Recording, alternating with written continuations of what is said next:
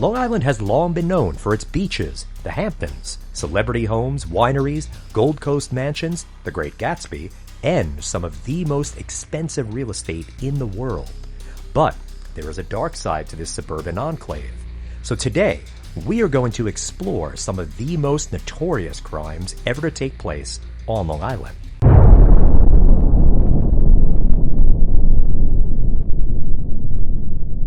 Number 5. Seacrest Diner Rampage.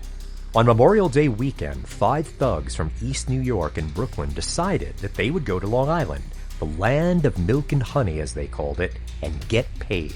They stole a Cadillac and headed east on the northern state and stopped at the town of Plainview.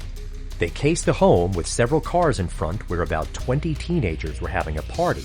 Around midnight they entered and at gunpoint ordered the guests to strip and lie on the floor.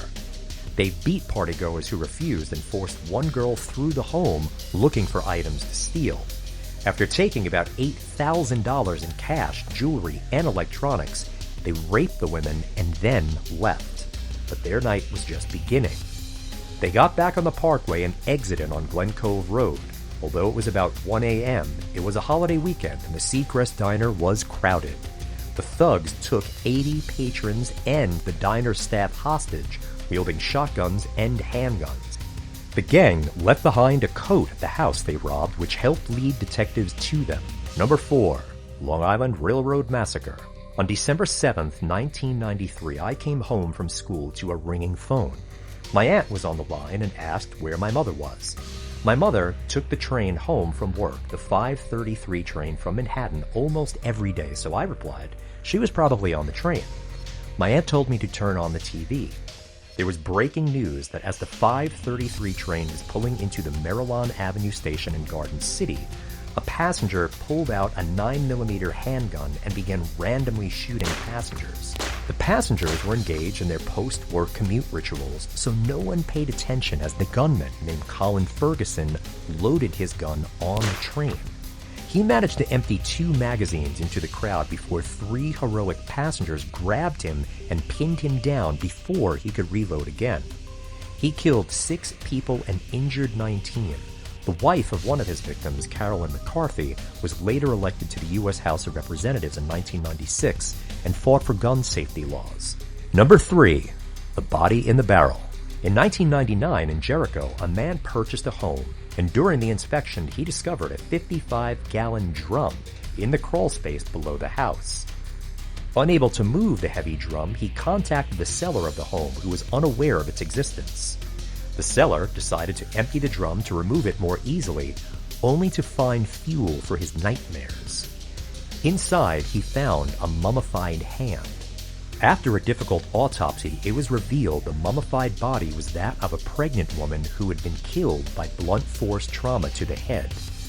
Detectives ID'd the woman as Reina Marroquin, a Salvadorian woman who had been missing for 30 years. Reina came to the United States looking for the American dream. She may even have thought she found it when she began working at a plastics factory in Brooklyn and began dating her boss, the owner of the company, Howard B. Elkins.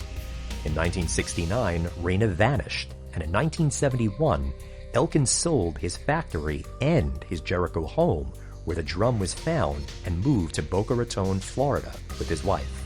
Number 2. The Long Island Lolita.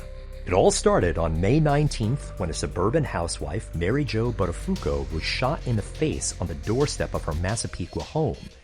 Mary Jo barely survived the shooting. However, the bullet that almost killed her could not be removed. Her husband, Joey Buttafuoco, was questioned by police and said the shooter could have been an 18-year-old high school student named Amy Fisher. But there was a lot that Joey left out. Joey began a sexual relationship with Amy.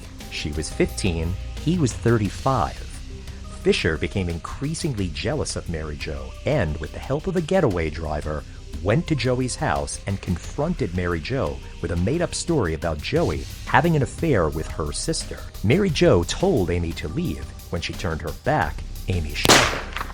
The press nicknamed Amy the Long Island Lolita, and the media attention was not rivaled on this case until the O.J. case 2 years later. Number 1. New York's most prolific serial killer. A year after the Long Island Lolita struck on June 28, 1993, two New York State troopers on patrol of the Southern State Parkway noticed a pickup truck driving without a license plate. The driver evaded the troopers and a cross-parkway chase ensued that ended with the driver crashing into a utility pole in Mineola. When the troopers arrested the driver, Joel Rifkin, they detected a foul odor from his vehicle.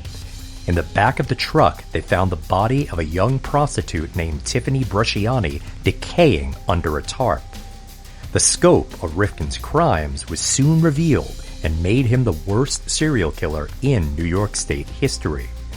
He set his sights on hunting the easiest victims, prostitutes. Rifkin would wait until his sister and mother were out of town, drive to Manhattan's Lower East Side. His landscaping business allowed him to use his storage site to stash corpses, but by his own admission, Rifkin admitted he was lazy in disposing of the women. He often had bodies in the house while his mother and sister were at home. In all, Rifkin detailed 17 murders and gave detectives names and sketches to help police find those victims' bodies that were not recovered yet. Ironically, where the car chase ended that changed his life was the Nassau County Courthouse where, on May 9, 1994, Rifkin was sentenced to 25 years to life. Well, fans, that's all for this video. If you have any topics you would like us to cover, please let us know about it in the comments section below. Don't forget to like and subscribe. Get out and enjoy 2021, and remember, it's a great world.